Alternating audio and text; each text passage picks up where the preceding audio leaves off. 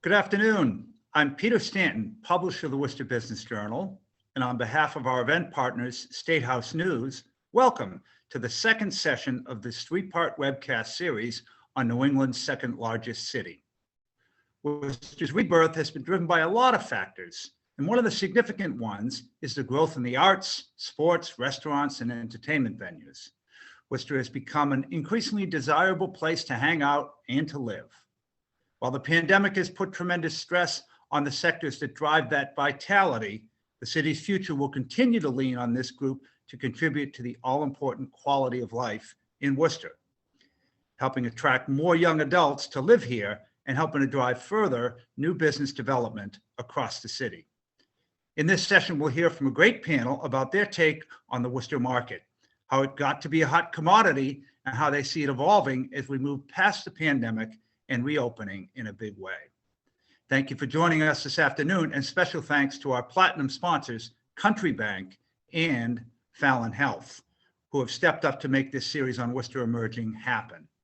And special thanks also to our many supporting sponsors for these three sessions, and they include Blue Cross Blue Shield of Massachusetts, Bolus Lynch Certified Public Accountants and Consultants, the Greater Worcester Community Foundation, Mogul Architects, and the University of Massachusetts Medical School. We appreciate partnering with all these fine organizations in bringing you this important series. Today's session is the second session in a series of deep dives into what's behind Worcester's renaissance, with the third session scheduled for next Tuesday, March 23rd at 9 a.m. Before we begin the program, I'd like to ask both our platinum sponsors to share some brief welcome remarks. And first, I'd like to introduce Melissa Randall, and Melissa is the Corporate Communications Manager for Fallon Health. Melissa. Well, hello, Peter, and good afternoon to all of you. And Peter, thank you for saying good afternoon, because I almost said good morning for sure. It's that weird 12 o'clock hour where you just don't know what time of day it is. But it is so wonderful to be here virtually with this group today. Fallon Health is proud to sponsor the Worcester Emerging webcast series, and I do want to thank the Worcester Business Journal and State House News Service for hosting today's important conversation. As Worcester's local health plan for more than 40 years, our home base is right downtown.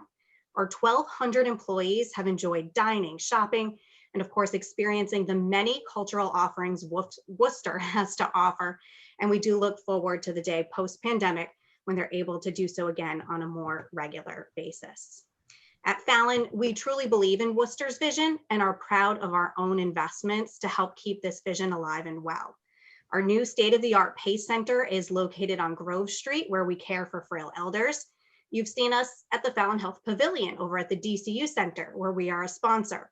And Fallon Health is one of the original founding partners of the Worcester Red Sox. In fact, just this morning, we announced new details about our partnership, including Fallon Health Square. We're very excited and ready to play ball. In support of our mission, making our communities healthy, we are also proud to be a committed corporate citizen. We achieve this through grants, sponsorships, and community engagement initiatives, including our focus on senior issues, food security, and COVID-19 relief. You know, the future for this city, no matter the challenges, is a bright one. The people who live and work here have this certain can and will do attitude and a passion for community that is just unrivaled. And I, for one, cannot wait to see what is in store for us moving forward together. Thank you so much, and I hope you enjoyed today's webinar. We're excited to hear what our distinguished panelists have to say. Back to you. Thank you, Melissa. And a special thanks also to Country Bank, our other platinum sponsor, for their support for this event, and all of our other sponsors. Before I introduce our moderator, just a few quick housekeeping notes. One, this event is being recorded and will be shared with all registered attendees post-event. Two, if you have a question to ask, you can type it into the Q&A box located on your screen, and our moderator will be checking that for questions. It'll get to as many of those as he possibly can. And our speakers are going to get a brief introduction, but there's a full bio of them in the program book, and that's an attachment to your invitation. And we'll also attach that full program book to an email sent post-event to all attendees, so you make sure you have a copy of that. So my pleasure to introduce our moderator today, and that's Joe Mathieu. Joe is the anchor and executive editor of GBH's Morning Edition. And Joe has got some local creds. He grew up in the quiet corner of Northeast Connecticut, where he regularly traveled up to Worcester. So he brings an understanding of how Worcester is perceived in the greater Boston area, along with his own sort of on-the-ground experience in central Massachusetts. I should also mention that GBH established about a year ago. They attempted to open in the pandemic, but have established a downtown broadcast studio in Worcester in the last year, and they've committed editorial resources to kind of covering Worcester and the region. So I think, you know, Joe, your organization has already made a vote on sort of, you know, there's a lot happening in Worcester. And I know it's great to have you with us this morning, and also to have GBH on the ground that's sort of doing more coverage of Central Mass. So the conversation, I'm handing it off to you. Thanks, Joe. Peter, thank you very much. And Melissa, thank you as well for your introductory remarks. And yeah, we're really excited about our new, or not so new as it may be, Worcester Bureau, but to be able to open the doors and start doing interviews and broadcasts from that space is going to be a big deal for us. It's great to be here, and thank you so much to everyone. I was delighted to hear what kind of a turnout we had today, with so much interest in this wonderful growth story that is Worcester. Worcester emerging, as we're calling it. And here in this second session, we're going to dig down and get into some of the fun stuff, which is the arts and culture, the cultural renaissance that has driven so much of this great story. And we have a great panel to that end. It's my great pleasure to introduce everybody, our power panel from Worcester, beginning with Shay Anderson, the Assistant Vice Chancellor for City and Community Relations at UMass Medical School, previously the Deputy Cultural Development Officer with the City of Worcester for a number of years. You might remember Shay from the Worcester Powwow, the Mural Festival, with us now in this great new capacity. And what a great business card, Assistant Vice Chancellor. Dani Babineau is here, one of the co-founders and the CEO at Redemption Rock Brewing. Arguably has the most fun job of anyone here on the panel, and it's great to see you, Dani. Thank you for being part of this. Laura Marotta, the co-founder and executive director of the Creative Hub Worcester, is here as well. Hi, Laura. Thank you for coming on. Everyone's turning their cameras on, as we've all done this drill so many times. And then Stephanie Ramey, the president of the Worcester Railers Hockey Club. Hi, Stephanie. Thanks for being here. And finally, Troy Seabills, the president CEO of the Hanover Theater for the Performing Arts, one of the great anchors of the recovery and renaissance in Worcester. Troy, good to see you, and thanks for coming in here. And thanks to all of you for inviting me to be part of this.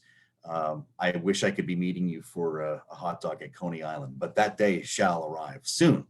The goal of our panel here is to have a free-flowing discussion, and I hope that you'll consider being a part of it. As Peter mentioned, these things go by really fast. So early and often, try to get questions in, and that will give us a chance to get to these, to get to them as soon as we can. Before we get to the elephant in the room, which is coming back from the COVID pandemic, I wonder if we could just look back over the last few years, because, you know, if we freeze the frame before COVID, there was an incredible cultural renaissance underway, and it still is. It just has been restrained a bit for obvious safety concerns.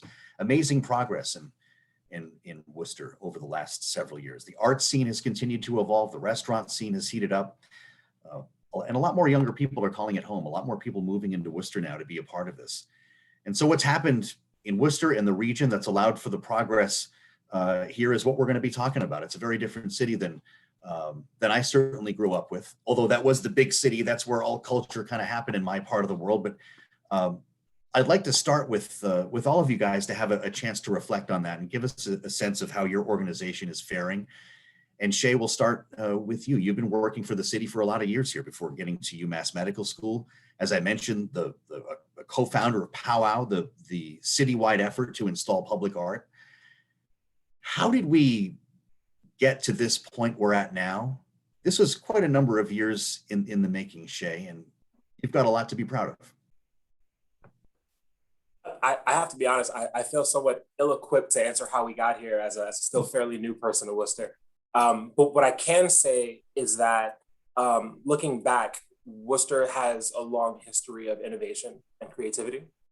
And so all of the amazing things that are coming now are just sort of, quite literally standing on the tops of giants that came before. Whether it's mural festivals that have owe their success to the successes of street festivals like Star on the Street or Art in the Park as a public art festival, or it's looking at what our cultural sort of big C cultural institutions have been able to do. The Hanover Theater, the Art Museum, and others sort of standing on the shoulders of some of the people that came before them and laying a foundation. I think that the excitement is real, and that's what allows for us to be where we are now. I think that the resilience is real, and that's what's afforded the arts an opportunity to still sort of move and thrive and pivot in a way that other industries haven't been able to during the pandemic. And grit and excitement, I think it's just sort of like a perfect cocktail in Worcester that the people around on this panel help exemplify, that have sort of allowed for it to flourish, and they're going to allow for it to bounce back tenfold in a couple of months. And to your point, you're part of that wave that has moved and is still moving into Worcester. That's kind of making this happen now. It takes new people sometimes to drive progress like that. I'll jump back in really quickly and say I think that it takes full effort and energy from both sides, right? To know where you're going, you have to know where you came from. So having some of the history is important, and then if you've been sort of rolling the ball uphill for 20, 30 years, sometimes you need some new young energy to come help you roll that same boulder up the hill. I just happen to be new young energy. So that's great. Troy, you run the Hanover, the main theater in town. And a lot of people, as I mentioned, consider that to be one of the real anchors of the cultural renaissance that is now really citywide. But how was business pre-pandemic? When you look back a year and change, and are you at the point where you're seeing beyond the valley here and to the big reopening? Yeah, I think we're seeing beyond it. But to answer your question, pre-pandemic, we were sort of famously successful. When we opened the theater, this was the biggest city in the country where you couldn't go see a Broadway touring show. And so we sort of vaulted to success. We made it quickly to the top 50 venues worldwide list as measured by Pollstar, which is the agency that measures such things. But in any case, 200,000 people a year coming through the doors, expanding. We opened our conservatory a few years ago and now serve 500 kids in classes in theater and dance. Really exceptionally, very successful. Once the pandemic hit, we lost 90% of our revenue overnight and have had to do a lot of retrenching. We've got most of our staff is on furlough or reduced hours. We do have conservatory classes continuing to run, and that's been a big success in this. And then we're doing some other programming to try to keep ourselves vibrant during this time. But the touring entertainment industry has a really long ramp up. So we're looking and hopeful for a reopening post Labor Day at this point. It's just not feasible to reopen until we can be at full capacity, as you need to hit 70 or 80% just to break even. So we're trying to plan ahead now and get ourselves on that long on ramp. It's an interesting scenario, I guess, that makes your business unique, that you can't just open and start selling stuff yourself. You have to have shows that are ready to go, and you can't apparently just throw a switch to do that, Troy. So Labor Day is kind of what you have in mind. That's right. Those shows are waiting, just like we are. They don't have a crystal ball, so they're waiting to see if they feel that they can rely on enough states around the country to be able to support a tour in the fall before they start spending the hundreds of thousands of dollars to bring the casts in and rehearse and get those shows on the road. Well, you've certainly been filling just a massive need and hunger for arts and performing arts in Worcester, and it's great to see you, Troy. Laura Marotta, as I mentioned, of the Creative Hub Worcester, you're the co-founder of an arts center in the old Boys and Girls Club, which I guess is projected to be open in 2022. What's the latest news on your efforts?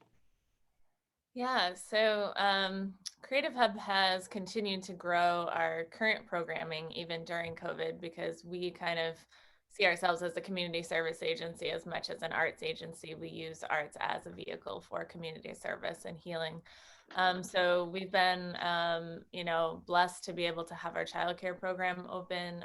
We serve students who are either at the poverty level or they're involved in the DCF system. So a lot of the families that we serve have needed childcare and all different kinds of support throughout the pandemic. So we've provided free art kits to a lot of families, Thanksgiving meals, holiday gifts, and all of those things. So it's really kind of a holistic approach to a lot of the families and community members in Worcester who have needed even more support than they did before the pandemic. So in terms of the Arts Center, we are working to close our capital campaign at Ionic Ave in 2021 and hope to start construction by the end of the year. And we're looking to hopefully have a big event in the fall. So keep an eye out for news on that. Are you tentatively making plans, or can you not talk about it? We're tentatively making plans like everybody else, really hoping in the fall that we're actually able to have an event like that. So stay tuned. Great. Well, Laura, thank you for everything you're doing to keep the community running here. Stephanie, it's great to see you. You're running one of Worcester's sports teams, which makes me think of a lot of seats to fill, kind of like the theater, the Worcester Railers hockey team. What's this last year been like getting through COVID and a lot of empty seats, but what do you see ahead, more importantly, for next season? Yeah, so I've been on board for about a year. So to say it's been an unusual year to enter the sports industry and run a hockey team is probably an understatement. What I walked into, fortunately, was a very hardworking staff, very professional. And I would say, it's taken a lot of communication over the last year to, make sure that our, sponsorships, our season ticket holders are informed. And often that's just saying, we don't know. We've said that a lot over the past year. Revenue loss has been obviously substantial, similar to, Troy's point with the Hanover Theater. Half of our league is actually playing this current season. Unfortunately, that wasn't a possibility for us in the Worcester market. But what I will say is we've got a really positive outlook. Our intention is to come back in October. And, based on what we're seeing with industry surveys, there's a positivity factor there. Our sponsors seem super optimistic. They're supportive of us and our current community initiatives. And what I think we're going to see is a season that, mirrors year one enthusiasm, if not exceeds it. So, I think the Railers will be a place where people can not only celebrate Worcester's hockey team in October, but also sort of celebrate navigating through these really crazy times. Does it give you a chance, or has it? I mean, I guess you don't have the comparison to much of life before COVID with the Railers, but if you had time to work on things or organize things or even facilities or whatnot that you wouldn't have otherwise if you had been too busy, has there been any advantage to the quiet? I think what we're going to see are a lot of changes in the future. Exactly what those are, it's hard to pinpoint. But I think, from a venue perspective, we'll see a lot of, hygiene protocols that are enforced, things like access to hand sanitizer. I think this has helped us integrate into more of a digital mindset. So things like digital concessions are part of the conversation, even digital proposals, getting away from, those paper presentations. And we're going to have to really reevaluate what it looks like. The high five tunnel might not be a thing for kids in the upcoming season, but, there's opportunities for us to even do things that are a little more, noise makers and, opportunities to integrate with the video board. So I definitely think we'll see that, things like, different lighting as we approach the new season. Yeah, great. Sounds like a lot to look forward to. Okay, Dani, you run one of the city's main breweries. How has business been? Because I keep hearing stories about liquor sales going through the roof and people are spending more time home, which can be good for local breweries. Can you give us a sense of that and what the outlook is for what's become a really big brewing scene in Worcester? Yeah, absolutely. And I mean, so we kind of came into our pandemic year, just coming off of our first year. So we had opened the end of January 2019. So we were just over a year old when we shut down for 3 months, because we were shut down from mid-March until basically the end of June last year. And so as far as kind of how the increase in people drinking more, it kind of has affected different sectors of the alcohol industry differently. And I think for us, we kind of got lucky in some respects and less so in others, in that we had just started canning previous to basically November of 2019. We were just tap room only. And that was something that we did very intentionally, where we think that our strength is around getting people into our tap room and creating this experience around craft beer. And so we had just started canning in November. And so we were able to kind of keep that up, but also working with a small mobile canner rather than having our own canning line definitely made things difficult or just a little bit more difficult than if we had the ability to put everything immediately into cans. So we essentially have a cap on what we're able to do into cans. So we really do rely on taproom sales. So definitely that time period of being shut down was difficult. Coming back in the summer, it's really been about as good as we could expect it to be given the circumstances, but definitely still a struggle, mostly with not knowing what's going to happen next week, whether things will go back down, whether they'll come back up. And really after having only 1 year of business to compare to try and be able to anticipate things, especially within the COVID landscape, has been really probably the biggest challenge. But given those challenges, we've, really felt embraced by the city of Worcester, and really grateful for that year that we had to kind of create relationships with customers and have this amazing loyal fan base of people, and people who now come in more often because we're the only place they go to. So we've been able to have real friendships emerge with a lot of our customers, which has been fantastic. And I think, as we move along and come out of it, we're kind of full of optimism right now and are starting to make those tentative plans for the summer and the fall, and are feeling like we're, moving in that upward trajectory. And I think that's true for most of the brewing scene here in Worcester. We're going to Wormtown tonight for their opening of their new tap room. So our whole team is going to be going to celebrate them tonight, as well as, seeing all the other breweries open up and get back to kind of full swing over the summer. So love seeing that, love seeing other people in the brewing industry doing well. And we would love to see more breweries in Worcester, to be honest. I was just going to say, it sounds like you celebrate your competitiveness, your competition in what I imagine is it's a pretty esoteric field, but it's become a big business in Worcester. Yeah, definitely. And I think that, the way that I've always looked at it is that people like to throw around the word saturation, which is, I think, it's one of my biggest pet peeves when people talk about craft beer, because there's no saturation. It's just being more competitive, and we're very confident and happy with what we do and feel that it resonates with people. And I think that having more options for beer and more options for breweries in the city is only a good thing. One thing we've noticed as things have really started to pick up in the last month is that if we're busy, everybody else is busy. It's not that we're busy and other people aren't, and all the people are picking one place or another. It's that people are starting to go out more, and the more options you have. And, we started off with this conversation talking about kind of how we got here as a city. And I think that, as the city grows and becomes, the Worcester that we know it today, what really has been driving that is more options and more opportunities, and that you want people to come because there's 10 different breweries that you can hit up, and you spend the whole weekend doing all this stuff. And that's what I look for in a city. And so I think seeing more of that is just going to be, for the best. Great. I love everyone's passion. This is a great panel. I got a question from Mindy, who's watching and listening right now. And it is a reminder for me to remind you to get some questions in for our panelists. Now that we've heard from everyone, you kind of have a sense of the part of the city, the part of the local economy, and part of local arts and culture they're coming from. We'll try to get to as many of your questions as we can. Mindy had asked, will there be a starter pack type of offering to introduce the wonderful arts, sports, and entertainment programs or shows? I don't know who would even answer that here, but I'm just going to go back to Shay, where we began our conversation here, just to talk about the recovery, because everyone has had a similar theme here, and Mindy's asking about that, obviously. How to seize upon the recovery, Shay, and take advantage of opportunities when they start popping up in the summer and the fall, when it's time to start growing again.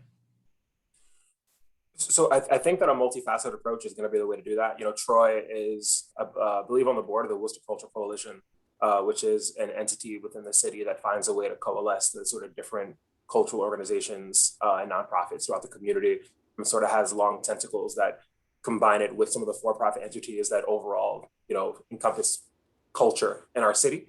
And so I'm sure that they have plans to help market people when they're open, to get the word out, to get to new spaces. I think that's something you've seen this year, is sort of utilizing social media more than it had been before as a way to connect community. And so I think that you've seen people who have been promoting everything from virtual shows to virtual tours to digital concerts and other sort of ways to stay connected during this time.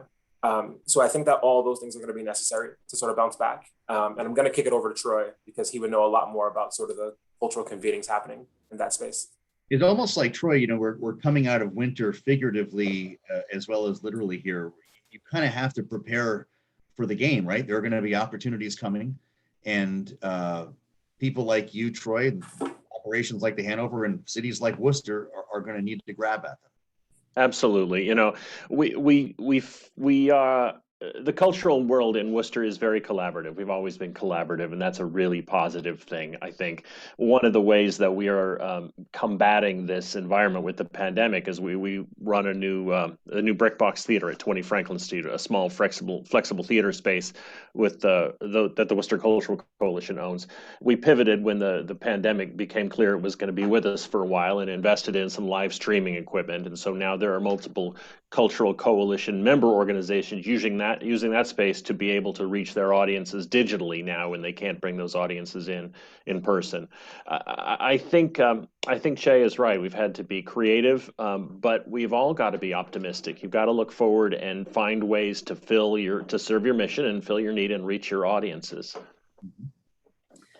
Laura, I'd love to ask you about, I guess, more on the cultural side, but the question about the hip factor in Worcester. When I was growing up, Worcester was not hip. I mean, it was just, you know, I could never pretend that it was. That was our town, but it was a city that was going through some difficulties. Now it's the place for young people to live. It's hit its stride.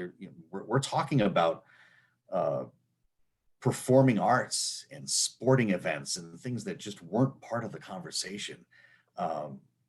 What does that mean for you, and how do you leverage that to keep growing? Because that seems like the right direction, Laura. Yeah, absolutely. I mean, I grew up 20 minutes north, and had the same kind of experiences about Worcester, about a decade ago or so. And I mean, one of the reasons that we started Creative Hub here was because of the burgeoning art scene. But I think it's really important to remember that typically artists and creativity and creative entrepreneurs and innovators are the first people to kind of be in the city before a city sort of reblossoms. They're the ones who are already there. They're already in their studios. They're already doing live work. They're already doing public art. They're in the city. They just really haven't been recognized yet. So I think that that's what's happening now as revitalization happens. And I think part of Creative Hub's job and the rest of the city's job is to support those artists who have already been here, and those creatives and those entrepreneurs, and make sure that they stay supported throughout the time that Worcester is revitalizing. So it's about the new people that are coming in and the new investors and the new developments that are coming in, but it's also about retaining sort of the culture and the art that has already existed. Well, that's interesting, because now you're bumping up against, which I suspect is a few years down the road, but the idea of, warding off gentrification, trying to keep what you have already, because then it becomes a self-fulfilling prophecy, right? When those local artists are allowed to succeed and flourish there, the benefits stay with them. Yep, absolutely. It's a tricky word in our world, gentrification. We want it to happen. We want the good parts of it to happen. We want the development to happen. We want new people to come in, and we want the city to kind of experience all that vibrancy and positivity. But, I think the biggest question is, how do you do it in a really genuine way that's citizen-centered and community-centered and human-centered? And it might take a little bit longer, and it might take a lot more sort of forethought and planning. But in the long run, I think it does contribute to sustainability of that vibrancy. Stephanie, I know you know a little bit about this from your former life at Discover Central Massachusetts. You were the executive director there. The idea of kind of seizing on that moment and drawing people in is something that you know a lot about, making a community and it appear to be an attractive place to live. There's obviously a kind of a sales pitch that comes with this too. And there's a great growth spurt apparently right on the horizon. How do you grab onto it? Worcester's a really unique place. Some of the things that really inspire me about the city of Worcester are really items like, our small business scene here. We've got this really like authentic small business community. And I think it's important. And I think that really jives well with sort of modern day tourism. It's this idea of, experiences and having sort of a backstory and having, meaning beyond what you're doing. So I think, in my prior life at DCM, and I think what the organization is currently doing is to really share that story, to not only, highlight the breweries, but the collection of them and the backstories. And, it just adds a little more substance to it. Worcester really was trending in terms of the dining scene. I mentioned craft beer. The event market was really, and will continue, I think, once we're past this, to thrive. I think we offer a really great centralized location. We offer a level of affordability. And there's a lot of, positive things that this market has going for it right now and has in recent years. We're getting a couple of questions from some of our friends who are watching and listening. This is from Anonymous, actually, suggesting that industries have had success, and this is true with live streamed events. Many have relied upon this comfortable access from their homes or offices. And will there be a fusion of both simultaneous in-person and live streamed events? I think you got to that a little bit, Troy, and Stephanie, I think you've kind of touched upon that too, that this is maybe going to be a hybrid world that we're living in. Then again, some people think it's going to be the roaring 20s, right? And we all just want to go out, Troy, and do stuff in person. That's right. Well, I know I will. I'll tell you that once this thing is over and we're all vaccinated. I do think there will be things that come out of this pandemic that will stay with us. We have found little bits of silver lining. We do a lot of programming for Worcester Public Schools and other school departments. And so we've done a virtual student matinee series that we've been able to get into classrooms and reach kids that wouldn't otherwise have been able to come to the theater. That's something that I think we'll be able to hang on to. I think that engaging people digitally around the performances that we do in the theater is important. It'll help. I think they'll get more out of the things that they come to the theater to see. That said, I believe very strongly in the benefits of live performing arts. I think there's nothing that replaces being in a room, breathing the same air. That's probably not the right thing to say during a pandemic, but with the performer on stage and being able to respond in real time, there is a magic to it that I think we will try to supplement with the digital component, but not fully replace. Well, I suppose everyone here has a version of that, right? Dani, you do, obviously. People coming in person to enjoy your products is going to be part of this story, not unlike a restaurant. Yeah, I think pretty much just exactly what you just said. We certainly have been able to reach a little bit of a wider audience we've done a little bit of home deliveries and done kind of events like this that are digital. Whether it's a conference or a digital festival or other sort of kind of live stream events and pairing with kind of craft beer event companies that have also had to pivot during this. And I think that that's definitely allowed us to reach more people, at least with our story, but being a very locally focused company and trying to serve local customers, it's definitely, we're definitely a place-based business. And even our growth plan doesn't really involve, getting much beyond Massachusetts. So it's really important to us to be able to get people back into our space and they get some part of that experience drinking at home, but it's not quite the same as being able to come out and visit the tap room. Mm-hmm. Shay, you're coming at this from a couple of different angles, and I think of UMass Medical School, you're going to be around younger residents, people who are starting their careers in a lot of cases. You also have a background, though, dealing with a lot of artists who are already in Worcester. I guess the point is that as the population grows, it's happening, especially with younger residents. A number of new downtown apartment projects, I guess, will increase density in the heart of the city, assuming that things stay on track. But that's going to be a big part of this, right? Students coming back to campus, artists coming I guess out of quarantine. Yeah, I would say one of the things that, whether it be in my current role at UMass Medical School or at the time when I was at City Hall, we're very cognizant of the fact that there's a lot of opportunity for people to come into the city and sort of experience what Worcester has to offer. And really sort of the big question is sort of how do you provide equitable opportunity for folks to do so, right? When you think about the artist community, going off something Laura said earlier, quite often the playbook for cities to redevelop is they bring in artists make the place cool, people with more money come in, and then the artists are gone. No one knows where they go, but they're gone, right? And I think that people, I can speak from experience, I think people inside City Hall are cognizant of that and are trying to work diligently to make sure that's not happening. I think that the cultural institutions and people on this panel and people that have power are constantly speaking up to make sure that that isn't the playbook that the city follows. And so I think that that's going to be imperative for whatever the next phase of Worcester is.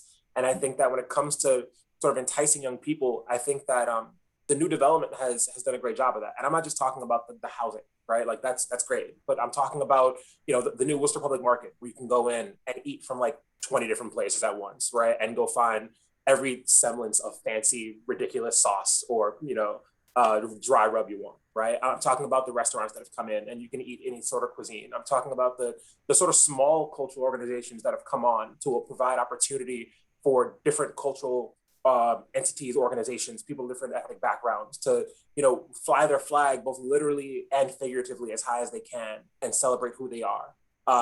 With more than just song and dance and food, but also with actual history and some information. So I think that those are sort of the things that add to the vibrant cultural lifestyle of our city. And as long as that continues and is allowed to flourish, I think that we continue and will be allowed to flourish. So while we're considering the downtown apartment projects, increased housing, Laura, Jessica asked a question. Are there any plans for artist housing or affordable studios? And that kind of gets to the whole prospect that Shay just outlined. We have the artists, we're cool, and then they leave. Yeah, I mean, workspace and both live workspace for artists are pretty crucial for retaining them. They are going to go where they can work because it's an entire lifestyle. It's not just something that's a 9 to 5. It's something that artists do day and night, and that's they live and breathe art. Creative Hub, the future Community Arts Center, Ionic Ave, is planning on having at least 25 safe and affordable artist studio spaces for artists, but they won't be a live workspace. So places that are zoned for residential really definitely need to pop up and be promoting and putting to the forefront the idea of having live workspace, because that's going to be something that's really, really crucial for artists. A lot of the times they may or may not have the ability to rent a space to live and to also rent a space to work, which is why we're going to keep our studio spaces affordable. But we definitely need to see more of it and more live workspace as well. Stephanie, how important is the downtown as opposed to other sections of the city for the Railers, or just over the overall growth in arts and culture that we're talking about?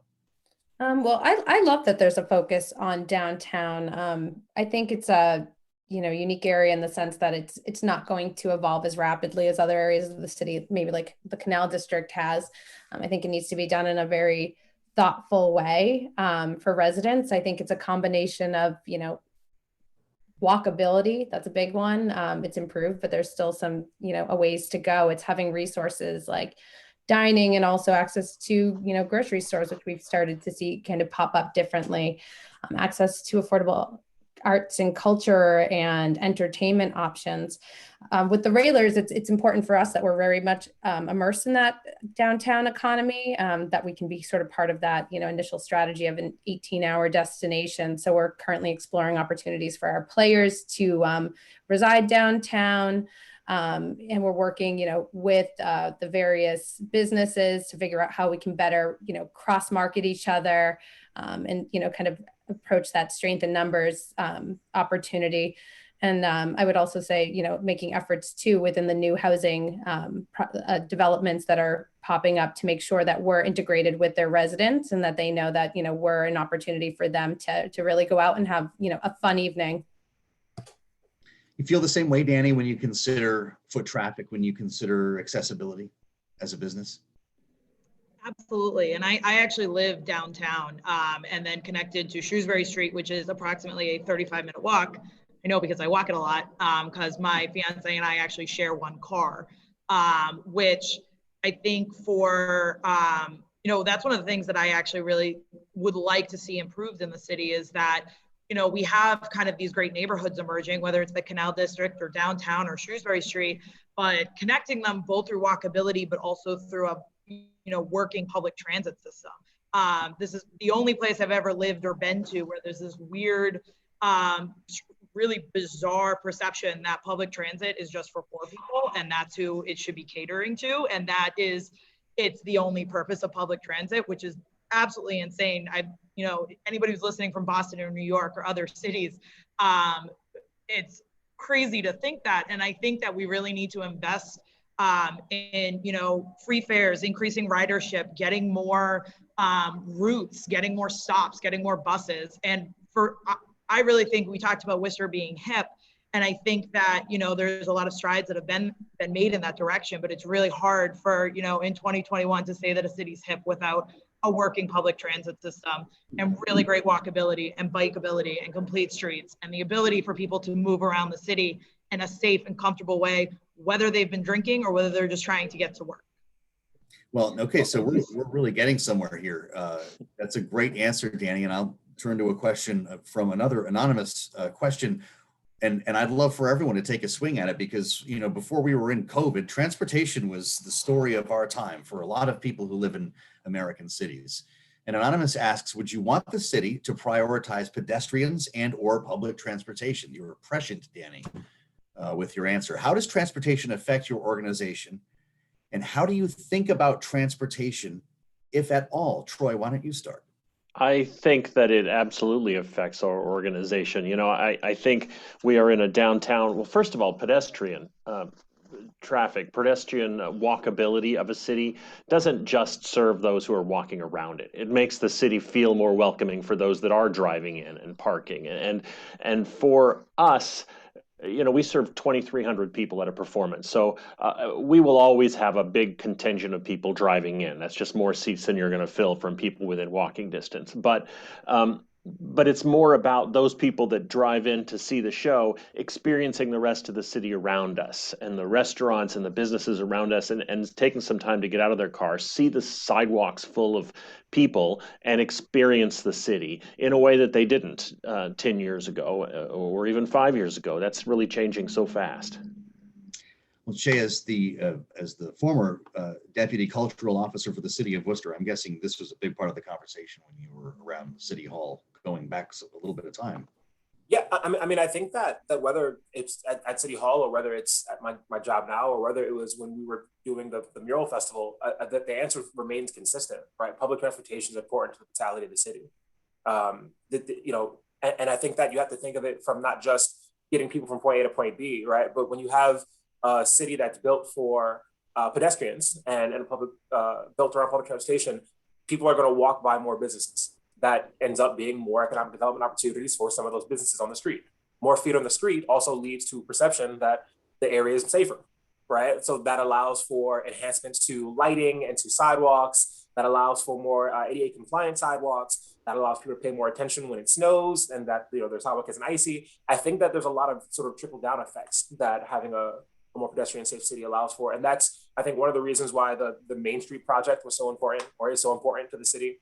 As far as what's happening, between the courthouses, so to speak. I think that's why it's important that it expands further down toward your main south area into other parts of the city. That's why bike lanes need to be implemented. I think each of those things allow for the city to only get better. And so, and I think that one thing that you mentioned about, or someone mentioned in the group, is that we're all very excited. We're a very cohesive group. And I think because we all understand that even if it doesn't impact our institution specifically, right? If it impacts the city for the better, then it impacts us all. And so we have to all sort of help in that effort. Laura, you deal with a lot of visiting artists, a lot of visitors, period. How much could Worcester capitalize on public transportation or even being more pedestrian friendly at a time of growth? I'm glad that this came up because it was on my list of one of the first things to talk about as well. I lived in Boston for 7 years. I used to visit New York City all the time. It's just, it's a complete and utter necessity that we have this from from a tourism perspective, from a perspective of somebody who might come here and who knows where they're staying or who they're staying with or whether they have access to a car. And also I want to mention, just from an equitable and access standpoint, also for our residents, our college students who may be here and they don't have a car, and the university and college students are like, I don't know what's going on in the city. I can't get there. I can't get home. You know, I haven't been to that neighborhood. I don't go there, whatever. You hear it all the time. And then also from the perspective of people who are living in the Main South neighborhood who we work with, who just don't have cars. For whatever reason, they just don't have transportation. So can they get to their job? Can they get to an event that's going on? Even if we host a free event, can they get there, and can they get there safely, and can they rely on getting home? So I think it's completely necessary. Yeah, there's a lot there. Stephanie, I'm thinking of what Troy said at the beginning of this topic too. Does better public transportation, better accessibility mean more people in seats? Yeah, I think all of our goal is to, not isolate our visitors and our residents to a single institution. I don't want people to just go to a Railers game. I want them to go out to dinner. I want them to hop over to, the beer garden downtown. I want them to really experience the city and, be able to, explore the Canal District. We want people to stay here and see this as an all-encompassing destination. So I think that works to the benefit of the Railers. Someone's going to come out to check out the Worcester Public Market rather than have them, hop in their vehicle and take off after. Of course, I want them to come to a Railers game and bring their families and kind of have that live event experience that Troy mentioned. I think, going back to an earlier point, it's going to be all about experiences. Like, I'm not even a hugger and I just want to hug people. So I think people want to have that energy that you experience when you're in a room with, your peers, with your community, with your fellow fans. So yes, I do think so. Well, this is an interesting kind of add-on here from Rachel. And Rachel, thank you for your question. Thanks to everyone for all of your questions. And it might be a good way to wrap up this whole conversation, because each of you kind of touched on this in your answers. And Rachel asks, how do you see the civic and cultural sector being involved with growth and development of organizations working in public health, housing, economic equity, as well as we come out of COVID? The equity factor came up, I think, in almost all, if not all of your answers, Dani. That's going to have to be part of the recovery. Yeah, definitely. And I think that, one of the things that I think makes Worcester's growth really unique is a lot of the businesses and arts institutions and street festivals and things like that have really come out of people who live here and are from here and have created something from scratch because they saw a gap there.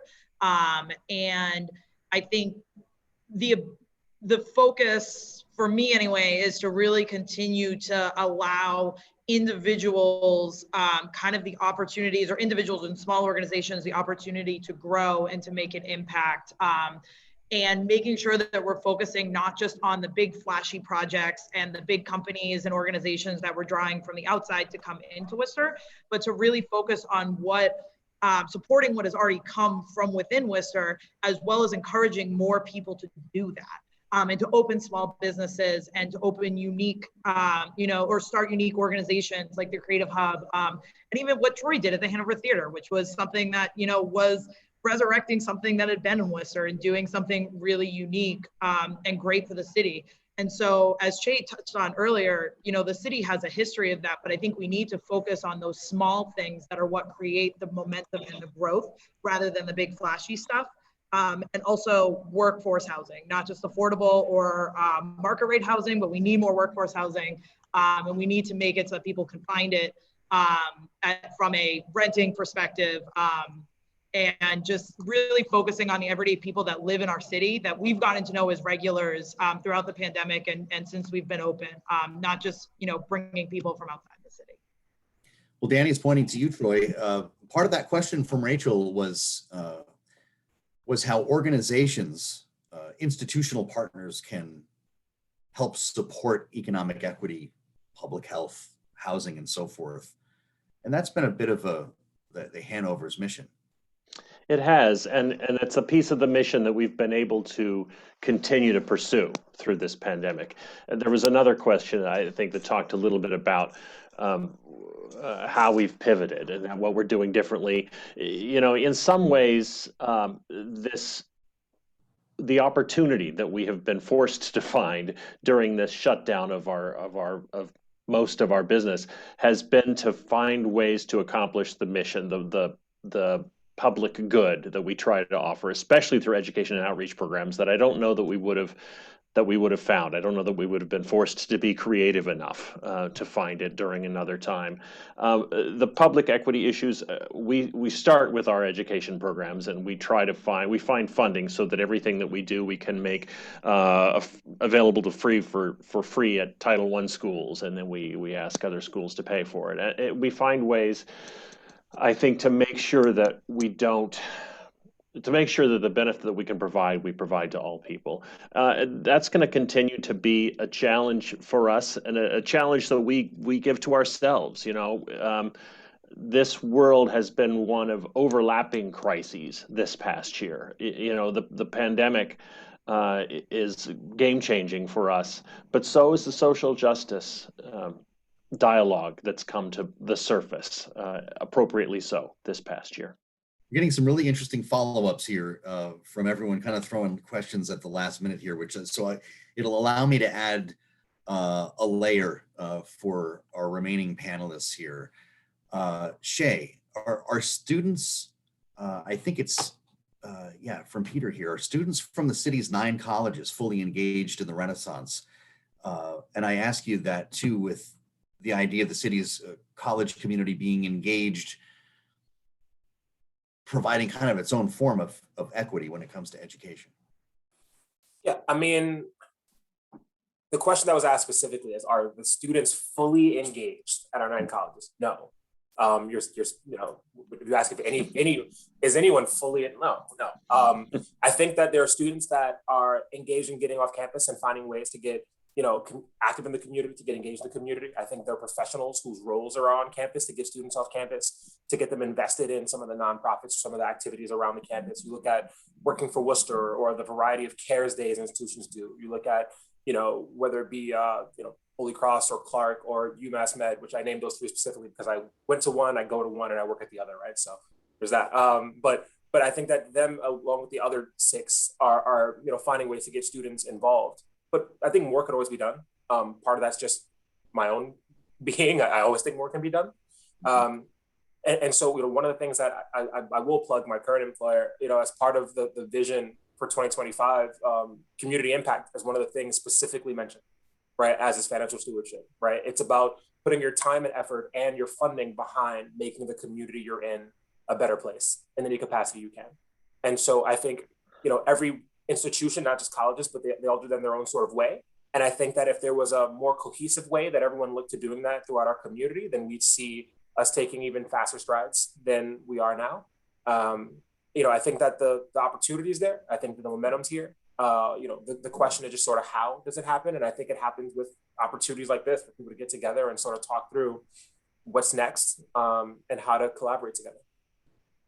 We got a great question from Sonia here, Laura, who, as I said, we got a couple of different wrinkles on the same sort of theme here. What are organizations doing to make sure their products and services are indeed accessible to all people of all incomes? And here's, I love this, is it possible to be affordable and profitable? A great question, and something that, you know, we strive towards every day. I mean, equity is in our mission, and the community that we target to serve is the community that might have barriers for a myriad of reasons to accessing our programming. So we try to make sure that we're not only financially accessible and locationally, but also culturally, social, emotionally accessible. And that takes a lot of different work. And I mean, Troy mentioned it before, you know, you write the grants and you try to get the funding to be able to provide scholarships, and whenever you can, have free events and make those events free to the people who are either showing, exhibiting, whatever it is, and to the audience, and then make sure that they're happening at times where people like families with kids can also access those things. So not just having one kind of evening or one particular thing. And, you know, in terms of making sure that you have earned income as an organization. I mean, Troy could speak to it just as much as I could. You have to have things where you have ticket sales, and you have to have events where you have earned income, and programs where you have earned income that can support that mission-based programming. And that's what we all strive to do. It's a great answer. All right, Stephanie, getting back to the original question here, resetting the anonymous question. What are the best ways for corporate or institutional partners to support our cultural organizations, artists, and small businesses as we move forward with the recovery? That's something that you're involved in directly. Yeah, recognize how important all of these cultural organizations are and how they make our, city so vibrant and incredible. And that takes a lot of things for us and our team. That's partnerships. And those partnerships aren't always, dashboards in terms of being able to, our sponsors allow us to contribute thousands and thousands of tickets each year to the nonprofits across, the city of Worcester and the region. And that opens up the ability for so many people to experience a Railers game. Our sponsors allow us to do things like host Skate to Success, which allows every single fourth grader in the city of Worcester to come out for a field trip that is completely covered from transportation to food, and have our players go out and give them an on-ice experience. I mean, these are opportunities that only happen through investments made from, our significant community partners, and allow us, and their trust in us, to, do really important things, I think, for our community. Well, this is the heart of the city right here. Who wants to go to Worcester? I want to thank everybody on the panel. Can you believe an hour's already gone by? And I want to thank everybody as well for submitting questions here with a really wonderful turnout to listen to this conversation and watch all of you think all of these big thoughts, starting with Shay Anderson, the Assistant Vice Chancellor for City and Community Relations at UMass Medical School. Dani Babineau, one of the co-founders and the CEO at Redemption Rock Brewing. Laura Marotta, co-founder and executive director of the Creative Hub Worcester. Stephanie Ramey from the Railers, president of the Worcester Railers Hockey Club. And Troy Siebels from the Hanover Theater, president, CEO, the Hanover Theater for the Performing Arts. Thank you all for having this great conversation with me and being so welcoming with me. I learned a lot. You make me want to meet all of you in person and come visit all of you when the time comes, and I sure plan to do that. So thank you. Hey, Joe. Yes. I was going to jump in and say I've been taking notes, and we're planning a day for you, right? So it's a Saturday afternoon rail game. Then we're going down for a tour of the Creative Hub. Excellent. Shay's going to show us the medical school and the amazing research facilities there. We're heading down to Redemption Rock for a couple of beers, and we're off to the theater. Oh man, that's a Saturday, baby. We're planning it for you. Here is looking up. And Peter, thank you so much for being so kind. Before I hand it back to Peter, thank you as well. Special thanks to our platinum sponsors, Country Bank and Fallon Health, all of our supporting sponsors as well, and our event partners at State House News. Peter Stanton, take it away, and thanks again. That's it. I just, a thank you again, of course, to all those sponsors, and a special thanks to everyone on this panel. It was a really, really engaging conversation. And again, for any friends who missed it, there'll be a recording you can get online. And thank you all. And Joe, great to have GBH in Worcester, and great to have you with us here today. And look forward to seeing you this fall. It's gonna be a busy day. Yes, indeed. It's great to be here. All we'll right. see you guys next on the radio. Thank you again. Thanks, Joe. Thanks, Peter.